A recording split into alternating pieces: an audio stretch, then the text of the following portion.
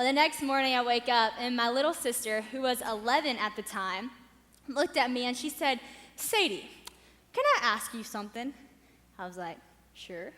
She's like, "Is this the fear talking, or is this Sadie talking?" And I was like, whoa, wait, actually, whoa, yikes. That is so good. And I realized in that moment that I was about to make a decision, as Pastor said to me after, from the spirit of fear. And I think it's really important, if you're a child of God, you do not make decisions out of the spirit of fear, because you will say no to things you should say yes to, and you're going to say yes to things you should definitely say no to. And this was one of those moments that I was just about to look my little sister in the eye and tell her I wasn't going to do something just because I'm afraid to do it. Giving an excuse to not do something. Fear is no excuse. My mom always said it all growing up. You can have a million excuses why not to do something, but fear better not be one of them. And fear was about all of them for me. And so I just said, "All right, Bella, you're right. I'm going to do it. I think I'll do it." You would think that in this moment, this is when everything gets good. You're like, "Okay, I'm doing it. It's going to be awesome. Woo, Dismas stars." But like, totally not what happened. I was like, "I'm doing it." Then I was like, "Oh, why am I doing it? I don't know how to do this. I don't know how to dance." It was like all hitting me in the face at one time.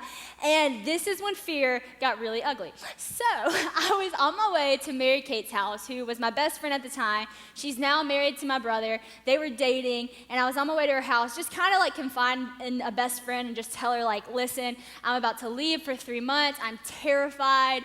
I don't know what to do," and just kind of just spill it all on her. And as I was on my way there, I just start having a full-blown panic anxiety attack. I was shaking. I was like literally trembling. I was sobbing, makeup's everywhere, and then I literally threw up in the car, okay? It's ugly and not cute. Yeah, this is fear, everyone. It's just not good. So I get to Mary Kate's house, and I'm like so embarrassed. I look terrible. I pull in her driveway, and as I'm pulling up, I see my brother's car. And I was like, skirt, never mind. And I like start to leave, because I'm like, I'm not about to get out of my car and let my brother see me like this. And next thing I know, Mr. Tall, Lanky himself starts running out as fast as he can, trying to catch up to my car. And I just keep driving. I'm like, nope, nope, nope, nope. Well, this sucker is fast. So he is booking it. And he gets right up to my window, and he looks at me, and he's like, "Roll down the window, stop the car." And I'm like, no. I keep driving.